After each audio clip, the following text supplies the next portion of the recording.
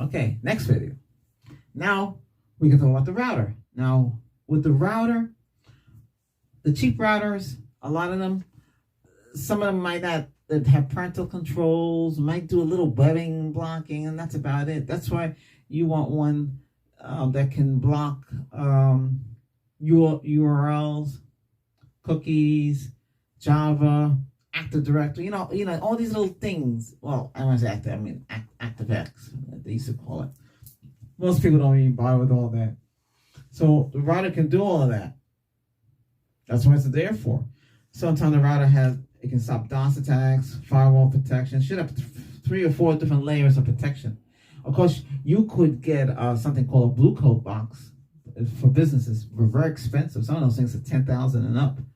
Yeah. Oh, I know you don't want to spend that. And that can't guarantee to block everything, because it looks like a router or a switch, and everything goes into that.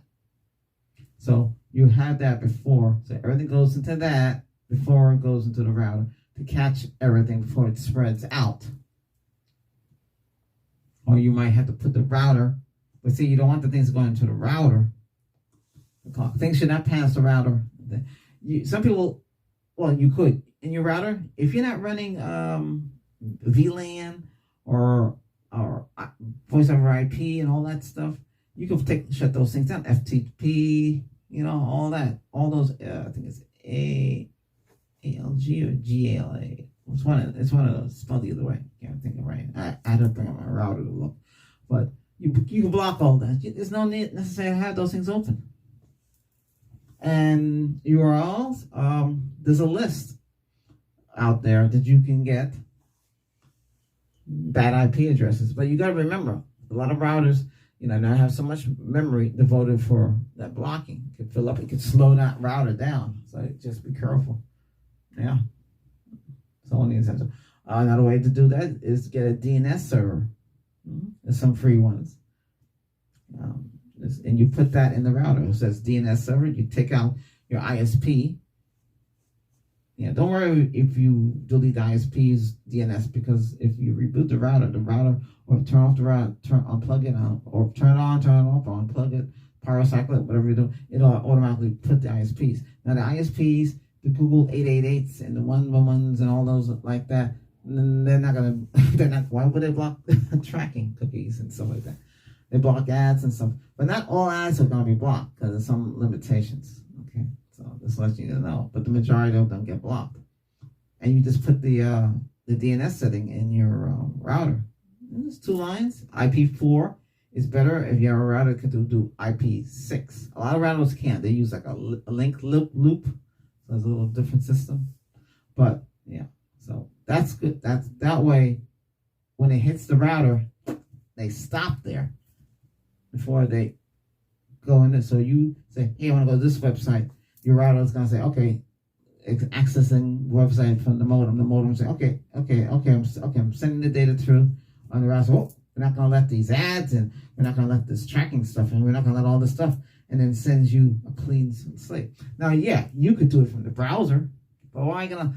The browsers, like for Chrome, I have so much things blocked on Chrome. It's unbelievable. And it uses a lot of power. And then you have several tab parts open up. That's a lot. You better have enough RAM. But I'm just saying. So the wired router is the best bet. They use them in business. Now, a lot of you will buy a wireless router. It has a wired feature, but also has the antennas built onto it. Or the antennas are in. Some of them have 6 antennas. Some of them have 13. I had one that was 13, but Google took it away from me because Google said, hey, we can't support you anymore because the whole department is fired, because they have to let people go. So the whole department gone. So the department's gone. Goodbye. And oops, sorry about the router that you spent so much money on. We're not supporting it anymore. Huh? But we will give you a 40% coupon to get our newest Wi-Fi cloud-based router. No, I don't want that. How much is that? What? That's almost 3 times the amount. No, I don't want that. No. That's cloud-based routing, it's unpredictable. I have to go in there and change it. They do allow you to go in there and change it. They used to have Google Wi-Fi app. It was easy. Everything was right there. It tell you what was connected and all that stuff. Now, it's restricted. It's all restricted. But you can go in there and change your DNS settings. And yeah, you could block. Yeah. As soon as I did that, that's when I noticed they said, hey, why is this guy still on the network? Yeah. Didn't know I was still there, huh? Well, it doesn't matter. Well, anyway, so I have another router. That's a wired router, and then get that backup router. That's a business router. And the business, I'm not going to say what name it is, what brand it is, but I'm just going to say it has a lot of security features. They're all still, and they're still making the router too. They're just making different things. They may have a quad-core processor, dual-core processor. That one's dual-core. It has 512 megabytes. You can tell the difference from 128. 128, 32 gig. I'm telling you, if you only got one device in the house, then you can get away with it. Now make sure the router is what you want. Check and see if anybody had a problem with the router.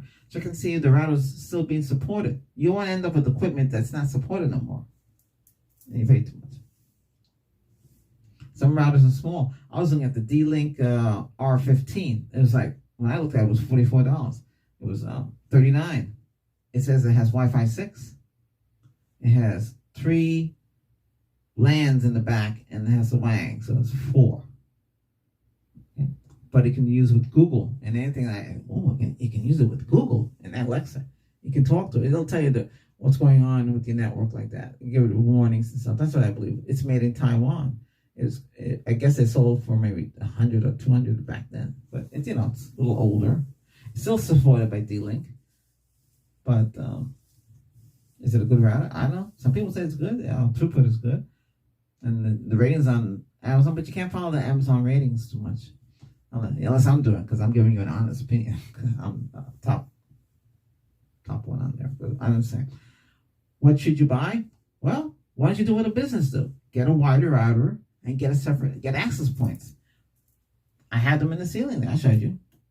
I have 2 of them. I'll tell you about getting a 3rd one. You know what I did with those?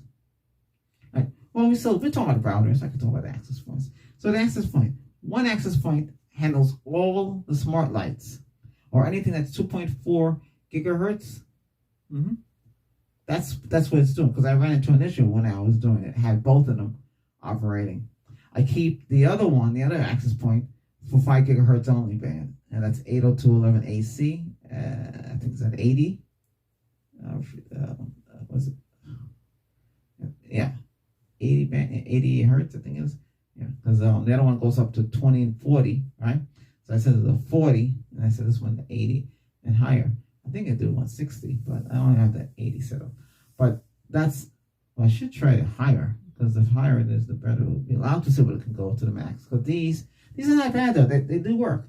On these access points, they have 3 antennas for the 2.4 gigahertz and 2 for the 5. Yeah, so that's what, 1, 2, 3, and then 2. Yeah. That's not bad. And if you get the higher up ones, then they do more. And that handles 800 and something. That's a lot. That's a lot. If your modem was only doing 940, which everybody's modem is, because they changed the rule for 1 gig, it's going to be 940. Yeah. Did you know that? You spend 600 for 1 gig. They change it. So the standard now is 940. So, hey, his router can do a gig, but take away 60% of his bandwidth, okay? So we just give him 940. We can balance it out at 940. Then when he gets into his router, he'll notice it drops down to 50, 200, 350, 510, 600. But he'll never do that 940. They set it up that way. They don't want you to exceed whatever it is. You should, if you own that router and modem is tied to the ISP, Internet Service Provider. That's what it stands for. It's like that. They control your modem, even though you own it, but you're attached into their service. They adjust they turn it down. If you can get in there, you can turn it up. Then you would get the same thing that what the box is telling you, unless he puts something in the box. Now he should have the box outside that's attached to that. It should just be the cable coming in, spliced into another cable going in. If you put something in between that would reduce the signal. Okay, but he told me, everybody's getting 940, including himself. It's what they program the modem for. But if you can go and reprogram the modem, set it to the max. Well, you don't want to set it to the max. You do what you have to do. I'm not telling you to do that, but like that. But your router should be able to do. And your router, turn off all the logs if you're not really looking to the logs. All that stuff can slow down everything. Just make sure it's. Some people do load balancing or QoS. Even though the router might say it doesn't have QoS, it's load balancing. Bandwidth. Bandwidth control, they call it. Some of them call it QoS, and some call it bandwidth control. So bandwidth control, you can say that access point is only 2.4, and you check the access point clients, and it says it's only using maybe less than 900 kilobytes, or maybe 500 gig, not 500 gig, 500 megabytes. Then you set it to that.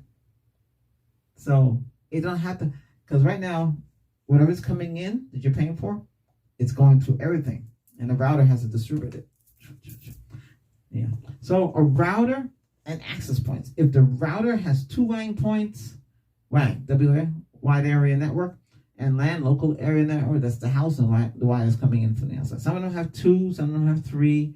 If you have those, then and you have enough switch ports, you don't really need to get no more switch. Right now, I don't have nothing wired. Everything is wireless now. I do have a NAS, and that's hooked directly to the route. Well, that's kept on the mini rack with the router. It doesn't need to travel around. All this LAN cable, I'm going to pull it up. Don't need it anymore. If I need something, I'll just whip out the cable and roll it out.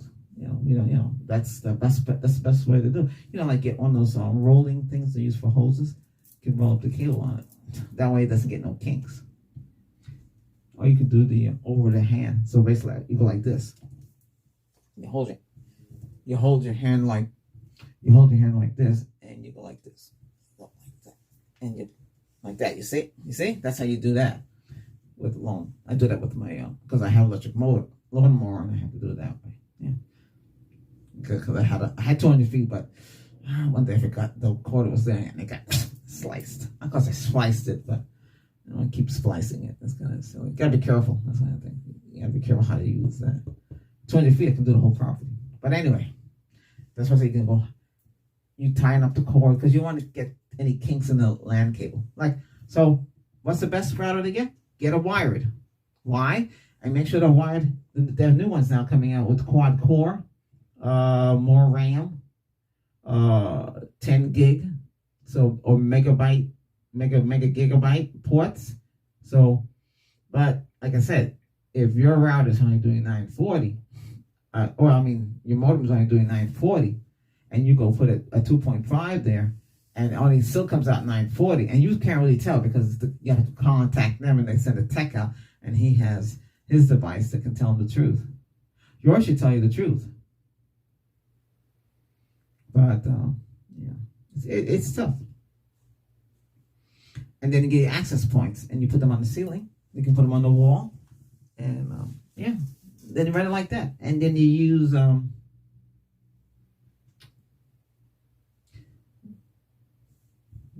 on a second.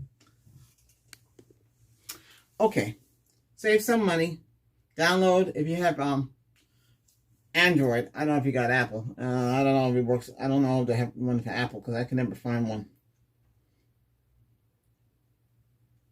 What is this? So this is an analyzer. It's been around for years.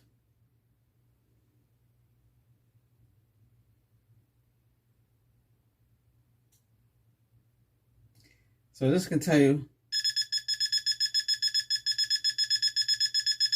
So it's picking up this one.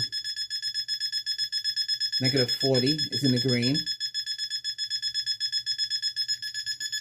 It looks like that. See? I don't want to show my network information, but so according to this, you should only have two, a 2.5 and a 5 gigahertz. If you have both of them running 2.4 and 5, it's going to show up as 4 of them. If you have it on the beamforming, which is good, but it would be better the beamforming See, the problem is you got 2.4, 802.11, and 802.11, when it goes into 5 gigahertz, it can slow down. So you got a router, and it has 802.11, AC, AX,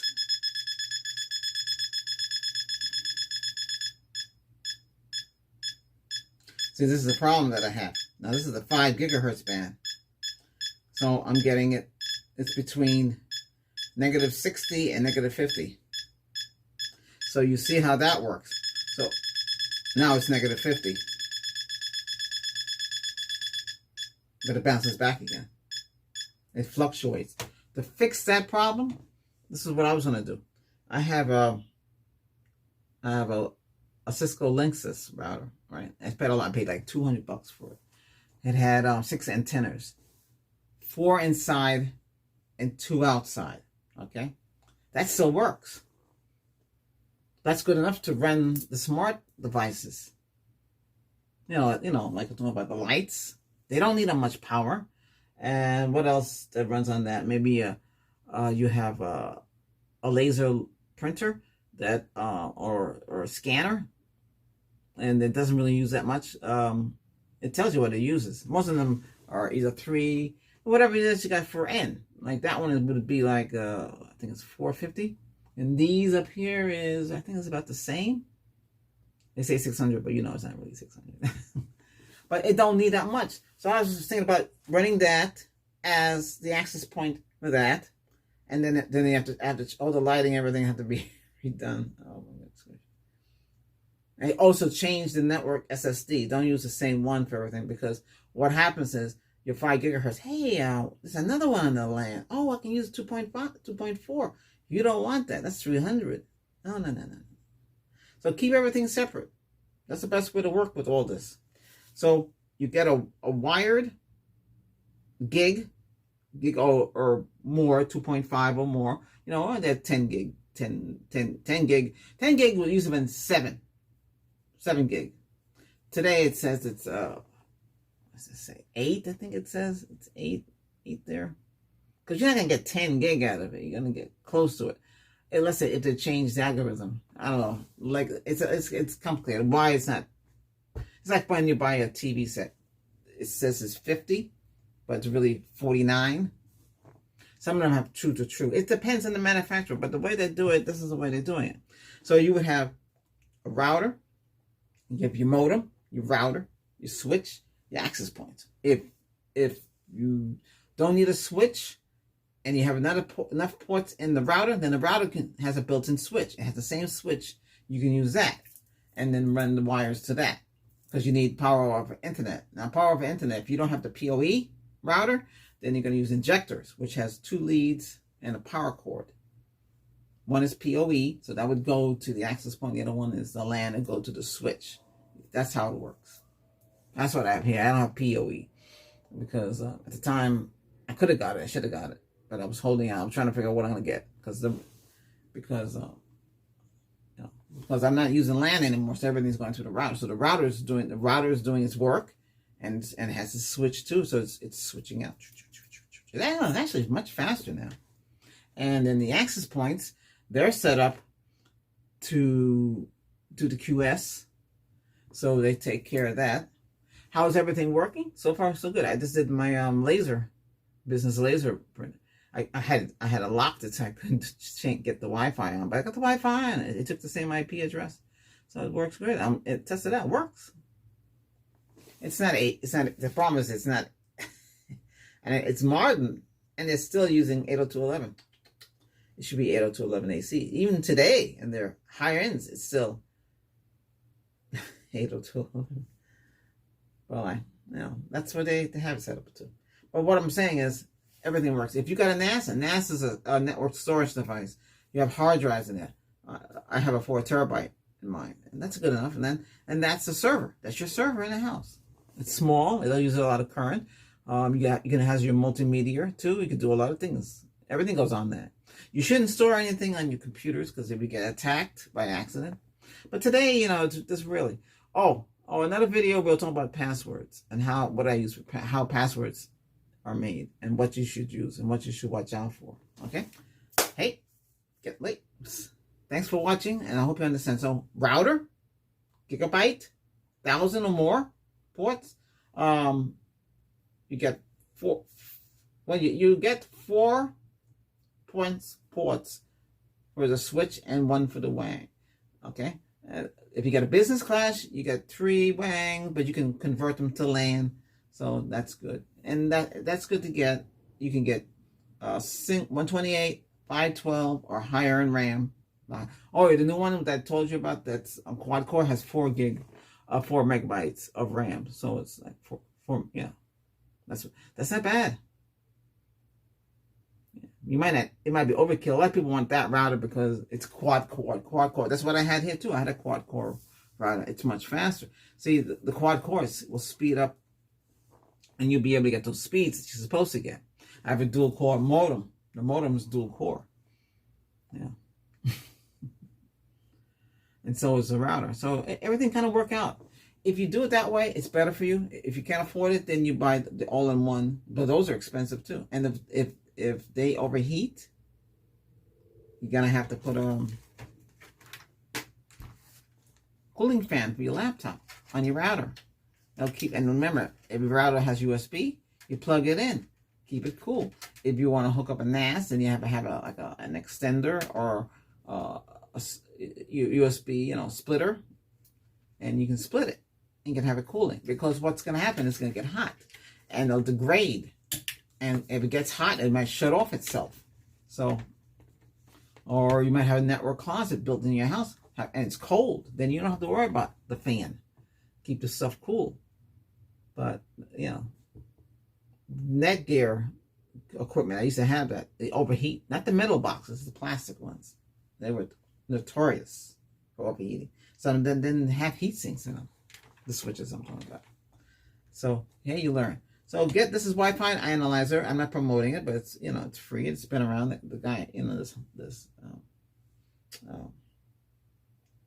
it gives you an idea. Anything in the green is good. Oh, see, it's still fluctuating. That's not good. Well, my access point for this is in the middle. It should work a little better than that, though. That's why I think I need 2 gigahertz access points. Same brand. You don't want to switch. Now, the 2.4, you can get away with it. Like an older, something that you spent $200 and still works. You're just using it as an access point. You're not using, and as an access point, a router turned into an access point, you turn off the NAT, the NAT. You don't need that. And the SPI, there's another firewall protection. All that stuff, disable it. You don't need it. You just want to focus on access point. But the new access points, you can use your smartphone. You can look into them. It tells you how many things are who's connected. You can block them. You can check them like that. And the new ones have the WPA3. That's on the Wi-Fi 6 ones. So the D-Link router could make a good access point. But I heard it might make a good wired router, because the wireless on it is not that good. It has 4 antennas though.